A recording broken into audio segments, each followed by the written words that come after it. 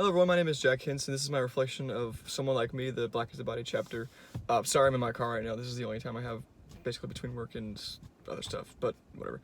So this chapter begins with Emily asking Ellie, a St. Louis teacher that she knows, what home means to her, and she describes it as longevity. That was a really good way to start the chapter. I thought that was kind of cool. She talks about Vermont and the state in general. She talks about how she can't really call it home yet.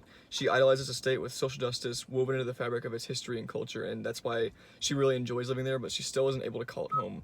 And she'll talk about why later in the chapter. She references the fact that no black man has been killed during a traffic stop in Vermont, maybe because there's very few blacks there, is what she said at one point. She, into her head, she at one point goes through the reasons of why to stay and why to leave. She was saying the snow is nice, but also, like, every time I go into a parking lot, I get a look from a white guy. Like, it's like, she's like kind of going through her head, like, what's a good reason to stay and what's a good reason to leave. She has a conversation with a white woman at her church after that, and she's saying that she came to Nashville for a dose of blackness as a joke.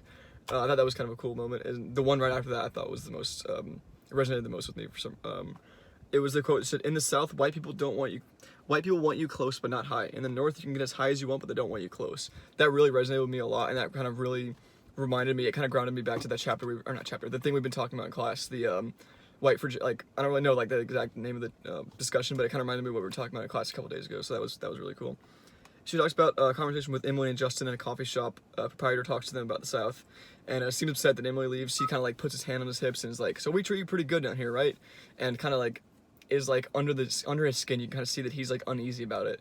To hate the South is to hate herself, she says at one point as well. In the or to despise herself. She says like it's her home and like I just can't hate it. You know what I mean? This is where I'm from. I can't exactly just say I don't like it here.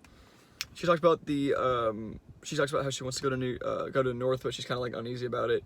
She talks about works of Du Bois and W.E.B. Du Bois and Weldon Johnson, the trip to visit her brother in New York, and the crowded train experience. This was another thing that I thought was really cool. The way she kind of described people standing so close, but not talking, making her feel like in a movie and like they're almost like subway zombies. That was a really cool quote from her as well. She talked about a slow pace of New England and how it reminds her of the Deep South, or like in Lennox, where John is from. She kind of feels at home. She tells a story or two about Lennox and how she feels at home there. She feels at home, the singular affinity for the place, you know what I mean? It kind of brings her back to a homey feeling, I guess. She talks about her daughters back home in Vermont, and she talks about how they will never have to experience being black in a white place and not being strange. It's their everyday lives, you know what I mean? It's never gonna be like I'm the only black person in the white room, because that's gonna be their lives, because they're adopted from a foreign country.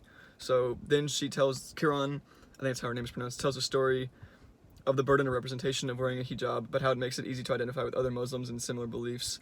She talks about a student who's never seen this is a really cool moment for me in this chapter as well. A student who's never seen a black person before college, but now she became a part of the community, and she really wanted to like learn about it. And it was kind of cool to see like her way to write about it. She was saying like her black girlfriends kind of like egged her on and like teased her nicely about it like that. That was cool to see as well. It kind of made me like feel warm and fuzzy inside. You know what I mean?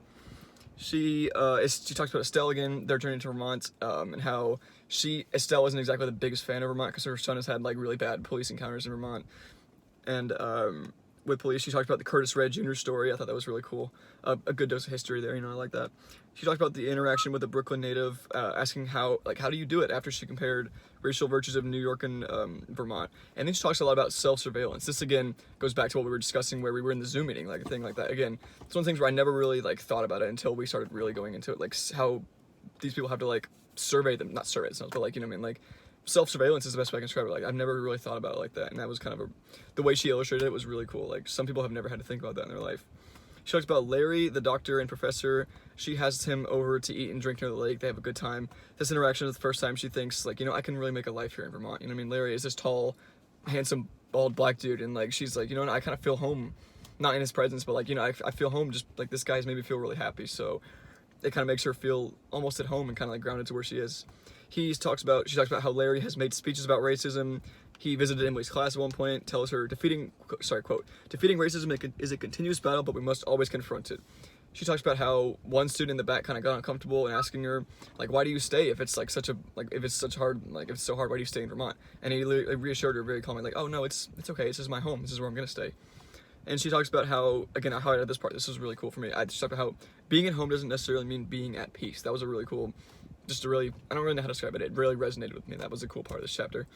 She talks about Larry's the hate mail that he gets. One day she reads it. It's chaotic language. One person's comparing him to like Hitler. Like it's just over the top, completely nonsense. Just ramblings about gays and Jews and immigrants, and it's just horrible.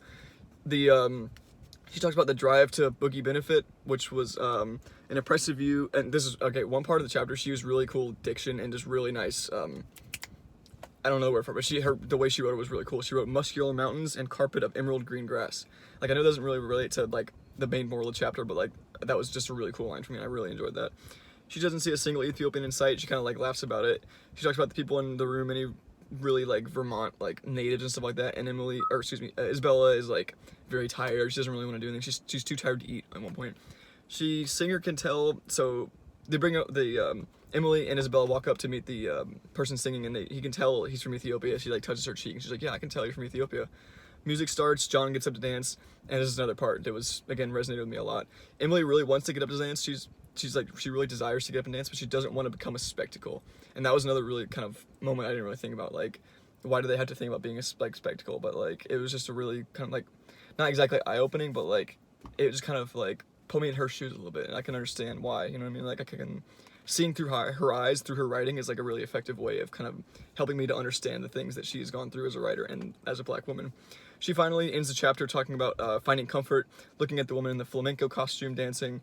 She thinks one more time about the hate mail that Larry gets, and kind of blocks it out.